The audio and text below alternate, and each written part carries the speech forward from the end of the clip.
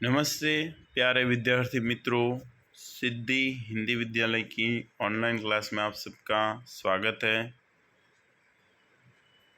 इसके अंतर्गत हम कक्षा 4th में विषय पर्यावरण के बारे में अध्ययन कर रहे हैं।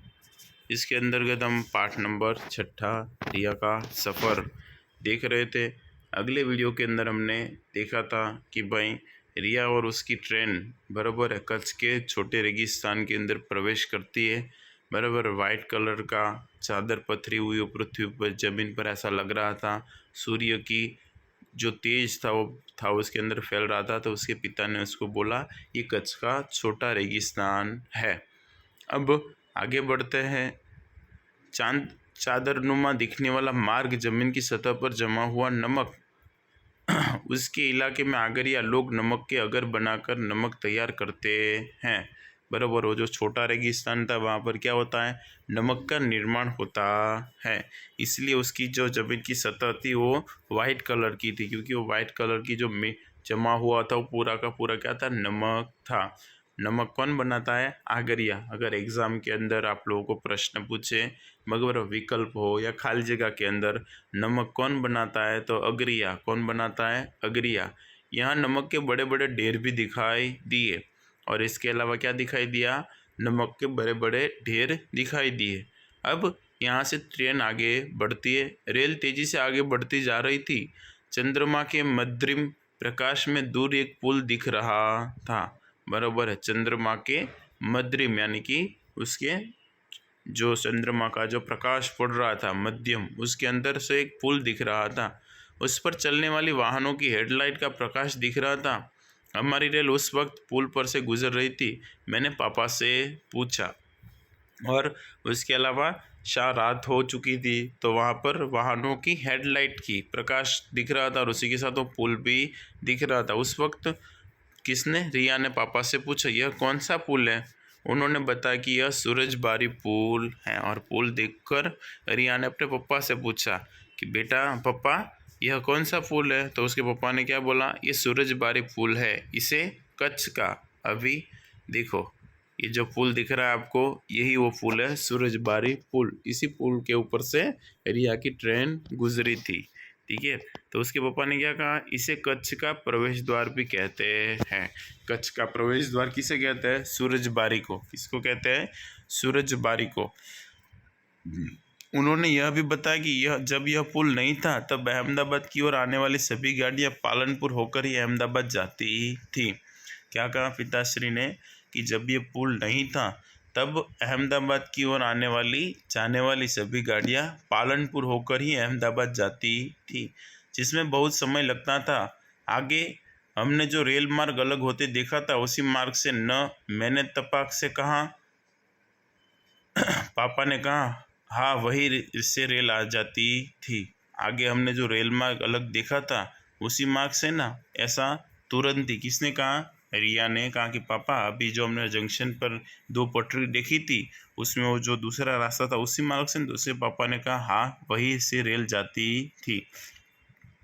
रात के 11 बज गए थे। पापा ने हमें सोने के लिए कहा। माँ ने हमारी बर्थ पर चादर बिछाई। रात के 11 बज चुके थे तो पापा ने सोने के लिए कहा और मम्मी ने क्या किया, अपनी बर्थ पर चादर को बिछाई। डिब्बे में अन्य यात्री भी सोने का उपक्रम कर रहे थे। रेल में शौचालय की व्यवस्था थी। मैं माँ के साथ वहाँ गई और फिर आकर सो गई। रेल के अंदर क्या थी, शौचालय की व्यवस्था होती है सभी रेल के अंदर। तो रिया ने भी शौचालय की उपयोग किया और फिर वापस आकर सो गई। आपने कभी रेल में सफ़र किया है, कहाँ से कहाँ तक? हाँ, हमने रेल में सफ़र किया है। यहाँ सूरत से राजस्थान तक, जयपुर तक, या फिर सूरत में बिहार तक, उत्तर प्रदेश तक हमने सफ़र किया है। ठीक है, या फिर यहाँ पर सूरत में ही, गुजरात में आप लोग सूरत से अहमदाबाद तक गए हो, बड़ौदा तक गए हो। ठीक है, तो जो आपने सफ़र किया वो यहाँ पर आप लोग लिख सकते हो। रेल में कौन कौन सी सुविधाएं होती है, विस्तार से लिखिए। रेल में कौन कौन सी सुविधा होती है, एक तो ऊपर पंखे की सुविधा होती है। ठीक है, इसके अलावा शौचालय की सुविधा होती है ना, खिड़की दरवाजे होते हैं। तो ये सभी वो बर्थ को भी ऊपर नीचे करने की होती है सुविधा। मैंने सोने की कोशिश की परंतु रेल की आवाज़ में नींद नहीं आ रही थी। रिया ने क्या किया? सोने की कोशिश की परंतु रेल की आवाज़ से उसे नींद नहीं आ रही थी। आप लोग जानती हो रेल चलती है तो कितनी आवाज़ करती है, तो ऐसी आवाज़ के कारण रिया को नींद नहीं आ रही थी। हमारे डिब्बे में एक अन्य परिवार भी था, उसमें मेरी हम उम्र एक लड़की भी थी और रिया के डिब्बे में एक परिवार और भी था जिसमें रिया की उम्र की एक और लड़की भी थी। उसे भी नींद नहीं आ रही थी।